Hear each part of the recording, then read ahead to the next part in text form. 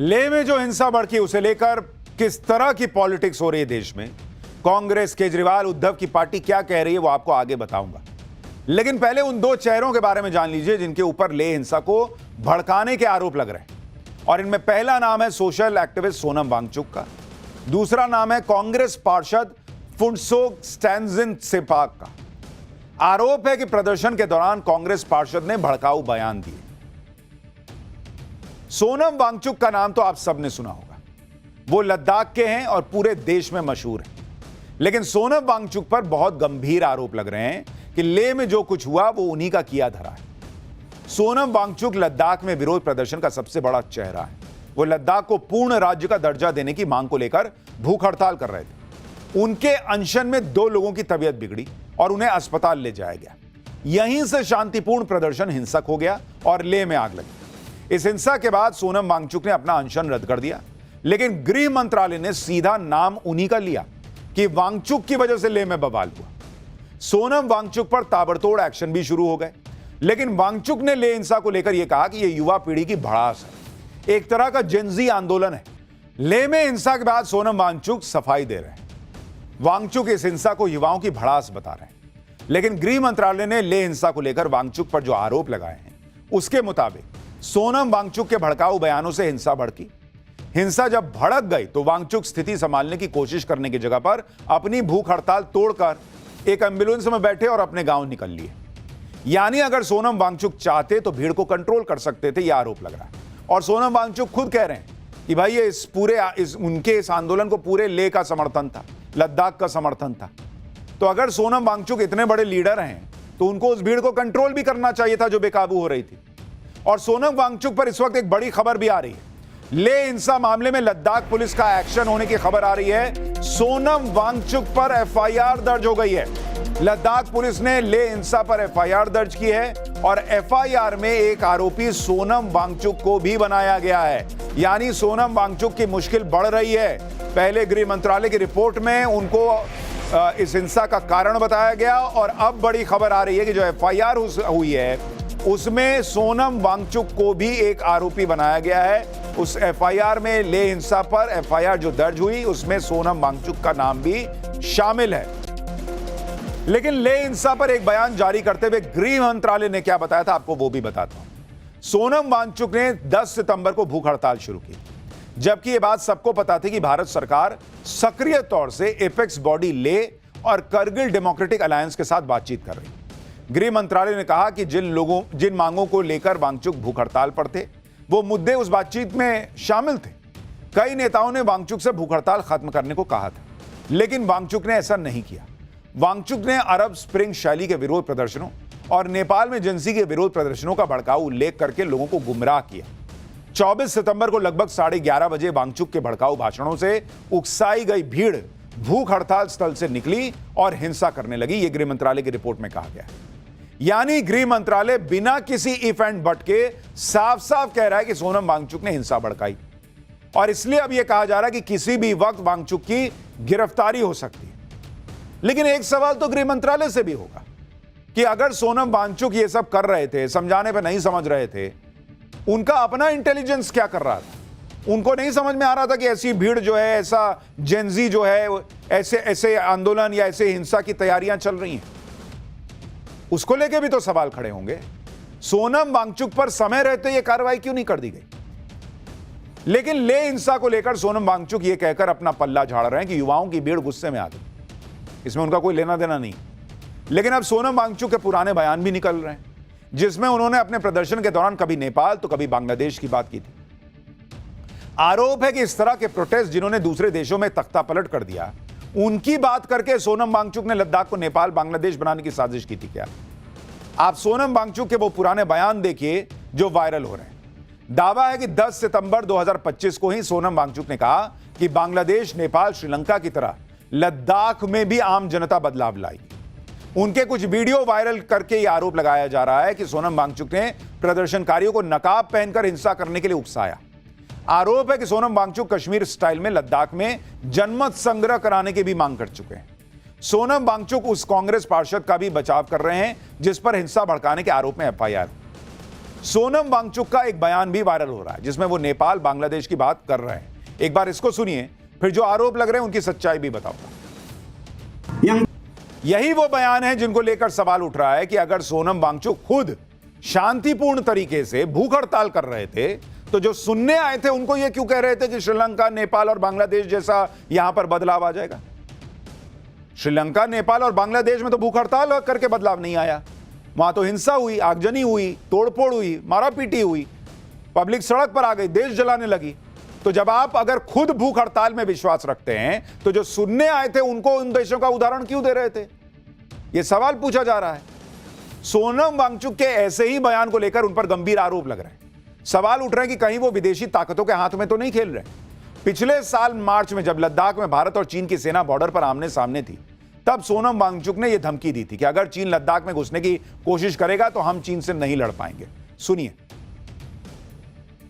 यहाँ के एक फेमस कॉमेडियन हैं जिन्होंने कहा कि जब चीन घुस आता है तो लद्दाख के लोग जान देकर रोकते हैं, मगर अब अगर भारत सरकार हमारे लिए कुछ नहीं कर रहा है तो अगली बार वो आए तो हम उनको रास्ता दिखाएंगे, हम रोकेंगे नहीं। हम जान क्यों दे जब हमारा कोई संरक्षण नहीं हो रहा है। लद्दाख के लोगों में एलियनेशन और फ्रस्ट्रेशन आना भारत के लिए अच्छी बात नहीं है। अगली बार किसी युद्ध में लोगों में जज्बा कम दिखे, वो स्वयं सेवक बन के न निकलें, तो इसका जिम्मेदार सरकार खुद होगी।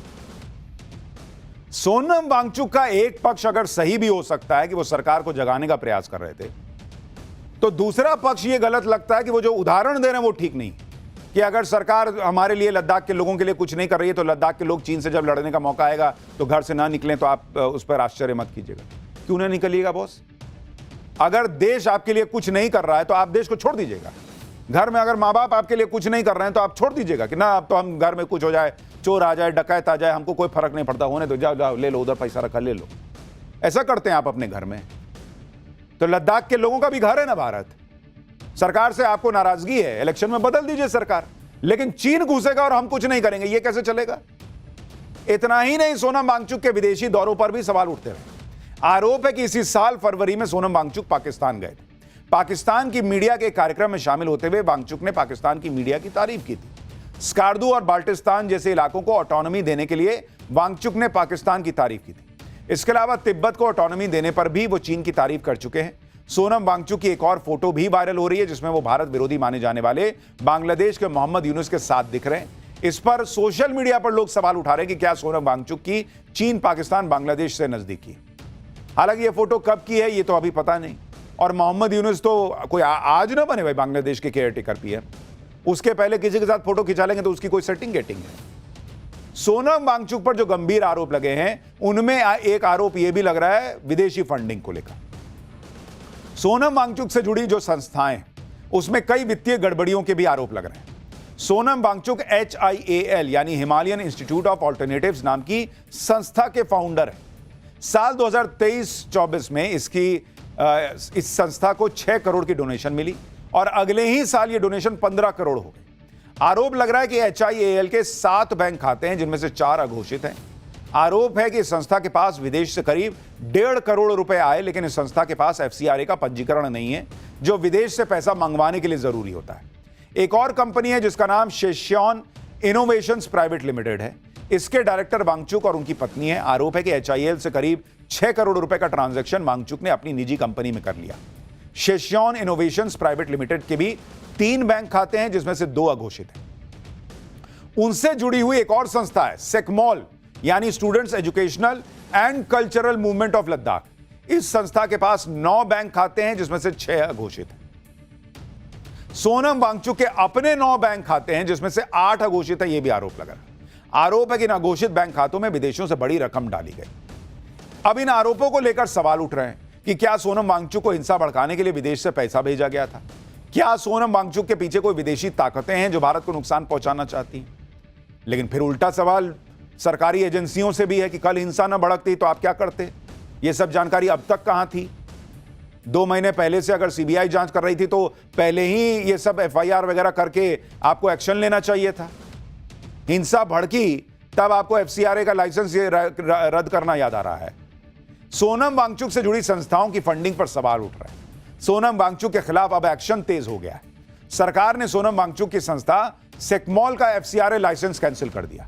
यह एक्शन उन आरोपों को देखते हुए लिया गया जिसमें वांगचुक की संस्था के बैंक खातों में वित्तीय अनियमितता देखी गई। स्वीडन से फंड ट्रांसफर हुए हैं, जिसे लेकर सरकार का यह मानना है कि यह राष्ट्रहित के खिलाफ है। आरोप है कि स्वीडन से 4,93,000 रुपए की डोनेशन आई। यह डोनेशन इसलिए दी गई ताकि युवाओं को माइग्रेशन, क्लाइमेट चेंज जैसे मुद्दों पर जागरूक किया जा सके। इसके अलावा फूड सिक्योरिटी और संप्रभुता जैसे मुद्दों पर भी जागरूक किया जा सके। इसी को लेकर गृह मंत्रालय ने आपत्ति जताई कि संप्रभुता जैसे मुद्दों पर विदेशों से फंड लेकर वर्कशॉप लगाना राष्ट्रहित के खिलाफ है। इससे पहले गृह मंत्रालय ने एक्टिविस्ट सोनम वांगचुक की संस्था सेकमॉल को लेकर एक शो कॉज नोटिस भी भेजा था, जिसमें वित्तीय गड़बड़ी पर जवाब मांगा गया था। आरोप है कि वित्त वर्ष 2021-22 में वांगचुक ने सेकमॉल के एफसीआरए अकाउंट में 3.5 लाख रुपए जमा किए थे, जो एफसीआरए एक्ट के सेक्शन 17 का उल्लंघन है। इसके अलावा वांगचुक की एक और संस्था के खिलाफ भी सीबीआई की जांच चल रही है। वांगचुक की संस्था HIAL पर फॉरेन कंट्रीब्यूशन रेगुलेशन एक्ट के उल्लंघन का आरोप है। अगस्त में HIAL का जमीन आवंटन रद्द कर दिया गया था। लद्दाख प्रशासन ने दावा किया था कि जमीन का उपयोग आवंटन उद्देश्यों के लिए नहीं हुआ। सोनम वांगचुक पर ताबड़तोड़ एक्शन के बीच अब यह कहा जा रहा है कि सोनम वांगचुक की गिरफ्तारी जल्द हो सकती है, लेकिन सोनम वांगचुक का दावा है कि उनकी गिरफ्तारी से हालात और बिगड़ जाएंगे।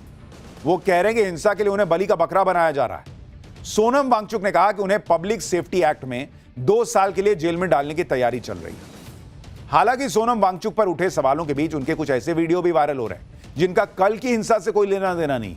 ऐसा ही एक वीडियो यह कहकर फैलाया जा रहा है कि सोनम वांगचुक प्रदर्शनकारियों को भड़काने के लिए चेहरा ढककर प्रदर्शन करने के लिए कह रहे हैं। इस वीडियो में सोनम वांगचुक मास्क पहनकर यह दिखा रहे हैं कि भाई ये मास्क कैसे पहनना, और इसी आधार पर यह दावा कर दिया गया कि हिंसक प्रदर्शन करने के तरीके बता रहे हैं वो।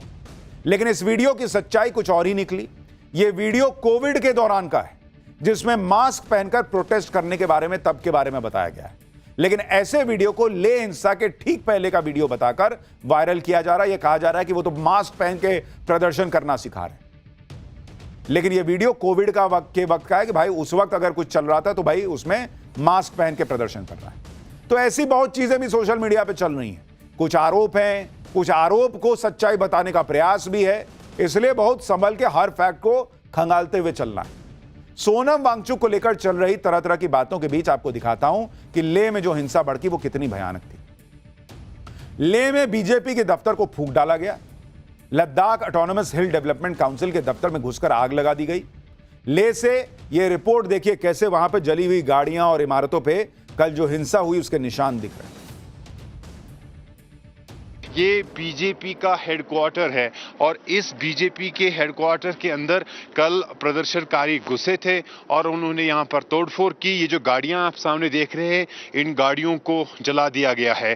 भारतीय जनता पार्टी ने खुलकर ये आरोप लगाया है कि जो लोग प्रदर्शन में शामिल थे वो कांग्रेस के साथ जुड़े हुए थे और उन्होंने उन लोगों की निशानदेही भी की है।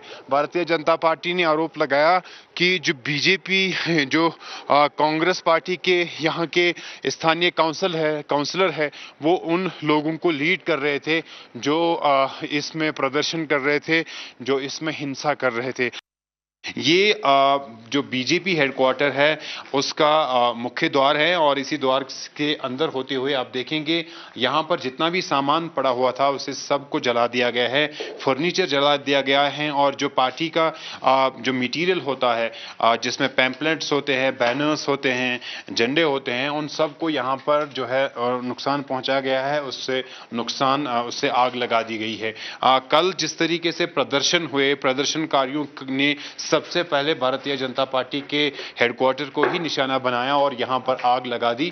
यहां पे जो फर्नीचर है उसकी तोड़फोड़ की और आप देख सकते हैं कि किस तरीके का और किस तरह से यहां पर जो है डैमेज हुआ है। इस पूरी बिल्डिंग को जो है इसमें आग लगा दी है और यहां पर जिस तरीके का भी सामान पड़ा हुआ था उससे जला दिया गया है। और तो जो लोग भी ये कह रहे हैं कि भाई युवाओं में गुस्सा था, उनसे एक सवाल है कि इस देश में संविधान के तहत गुस्सा निकालने का एक ही तरीका दिया गया है बॉस, और वो है इलेक्शन में जाकर वोट देने का। कि अगर आपको गुस्सा है, आपको लग रहा है कि चुनी हुई सरकार हमारे हिसाब से नहीं कर रही है, तो आपको जाके वोट देना है, आपको जाके आग नहीं लगा देना है। और इसलिए सवाल पूछे ही जाएंगे जब ऐसी तस्वीरें आएंगी। ले हिंसा के मामले में कांग्रेस के 2 पार्षद पर भी आरोप लगे कि इस हिंसा में उनकी भी भूमिका है। पुलिस और जांच एजेंसी उनकी तलाश में है। सूत्रों के मुताबिक वो अग्रिम जमानत लेने की कोशिश कर रहे हैं। ले में हमारे सहयोगी एक कांग्रेस पार्षद स्टैंजिन सेपाक के घर पहुंचे तो घर का दरवाजा बंद कर दिया गया और स्टैंजिन के घर वालों ने बात करने से भी मना कर दिया। देखिए हमारे रिपोर्टर को क्या जवाब मिला। हम इस समय ले अपर में हैं और यहीं पे घर है कांग्रेस काउंसलर का, जिनके खिलाफ आरोप ये हैं कि वो इस प्रोटेस्ट को लीड कर रहे थे। भारतीय जनता पार्टी के लीडर अमित मालविया ने एक एक्सपोस्ट के जरिए क्लेम किया और फोटोग्राफ्स डाल दी कि कांग्रेस ले के अपर के जो मेंबर हैं वो इस प्रोटेस्ट को लीड कर रहे थे। ये उनका घर है और लद्दाख पुलिस आप देखेंगे वो भी लगातार इस एरिया से गश्त लगा रही है और कोशिश की जा रही है कि जो काउंसलर स्टैंजिन सेपा है उसको इन्वेस्टिगेशंस में शामिल किया जाए, उसको बुलाया जाए और उससे। इधर ले हिंसा को भड़काने वालों के खिलाफ ताबड़तोड़ एक्शन हो रहा है। दूसरी तरफ विपक्ष के नेता इस हिंसा के लिए नरेंद्र मोदी को घेर रहे हैं। जैसे अरविंद केजरीवाल ने लद्दाख को लेकर एक लंबा चौड़ा सोशल मीडिया पोस्ट किया और कहा कि देश के लोकतंत्र को बचाना है तो इस तानाशाही के खिलाफ अब चुप नहीं बैठा जा सकता। जो उसके पीछे है, क्योंकि आप ये कहेंगे कि ये बाहर से आ रहे हैं। मैंने पहले भी ये देखा है, जब भी यहाँ कुछ होता था कहते ये बाहर से आ रहा है। बाहर से नहीं है, ये वहाँ के लोगों की आवाज़ है, दिलों की आवाज़ है। वो अब ज़्यादा इंतज़ार नहीं करेंगे। कांग्रेस कहाँ से आई? कांग्रेस तो वहाँ 5000 क्या 10 आदमियों को जमा नहीं कर सकती। ये कांग्रेस का नहीं है, वहाँ लोगों के खुद के दिलों की आवाज़ है। किसी के ऊपर उंगली मत उठाइए। For more of such videos, do like, share and subscribe to ET Now Swadesh.